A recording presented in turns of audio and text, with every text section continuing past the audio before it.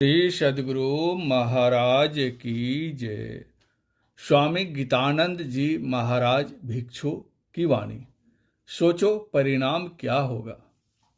मनुष्य कोल्हू के बैल की भांति तथा तांगे के घोड़े की तरह रात दिन धन संचय करने की दौड़ में लगा हुआ है।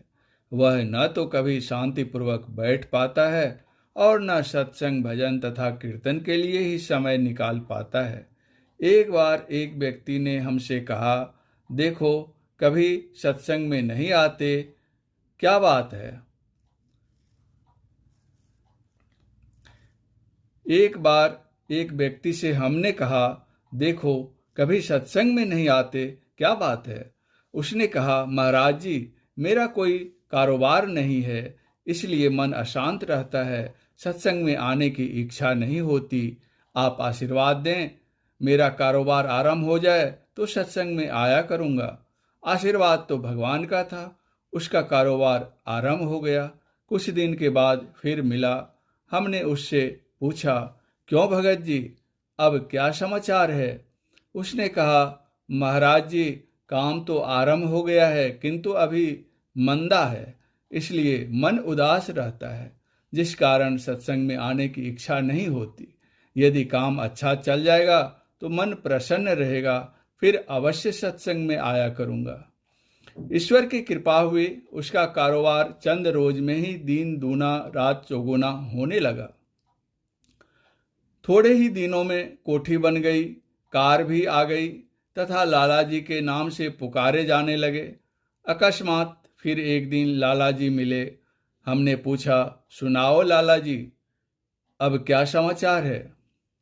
लाला जी बोले, महाराज जी मैं चाहता हूँ कि प्रतिदिन सत्संग में आऊँ और कम से कम आपका दर्शन दिन भर में एक बार अवश्य करूँ, किंतु। हमने कहा, किंतु क्या।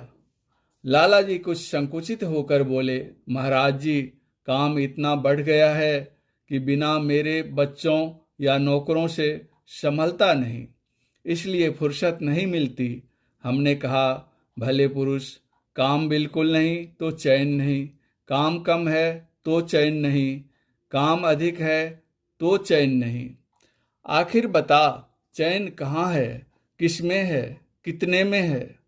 लाला जी सोचो, तुम्हारी रात दिन की इस दौड़ का तथा लाखों रुपये के संग्रह का अंतिम परिणाम क्या होगा, जबकि सदैव इस संसार में रहना नहीं, साथ लेकर जाना नहीं, लौटकर पुनः इस घर में आना नहीं, फिर रात दिन के इस हाय हाय का क्या लाभ।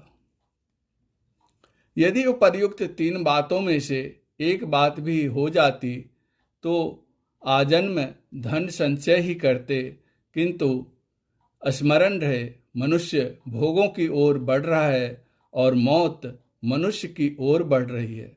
जीवन का प्रत्येक श्वास मौत के मुंह में जा रहा है। जन्मदिन दूर होता जा रहा है तथा मृत्यु दिन समीप आ रहा है। इसलिए कहा कि हमेशा रहना नहीं, संसार से जाते समय संग्रह किया हुआ धन साथ लेकर जाना नहीं है। तात्पर्य यह है कि जीवन पर्यंत नाना प्रकार के अच्छे बुरे कर्म करके कई वर्षों में जिस तरह धन को जोड़ता है उसे मिनटों में छोड़ता है, अर्थात एक एक करके जोड़ता है और इकट्ठा ही किसी दिन छोड़ता है। यदि कमाए हुए धन में से कुछ कमीशन काटकर भी साथ ले जा सकते थे तो भी ठीक था कि चलो 4 लाख कमाए, 1 लाख टैक्स में चला गया जाएगा, 3 लाख साथ में चला जाएगा, किंतु यह भी संभव नहीं। तात्पर्य यह है कि कुछ भी साथ नहीं ले जाना है। तीसरी बात यह है कि चलो नहीं हमेशा रहना है, नहीं साथ जाना है, ऐसा भी हो जाता तो भी ठीक था कि यहाँ से जाने के पश्चात पुनः कुछ दिनों के बाद लौटकर इसी घर में आना होता, तो भी यह सोच लेते कि अभी जोड़ कर रख जाएं, आकर खर्च करेंगे और मौज करेंगे। परंतु यह भी आशा नहीं। सारांश यह है कि हमेशा रहना नहीं, साथ लेकर जाना नहीं तथा लौटकर पुनः इसी घर में आना नहीं, फिर इस रात दिन के हाय हाय से क्या लाभ। श्री सद्गुरु महाराज की जय।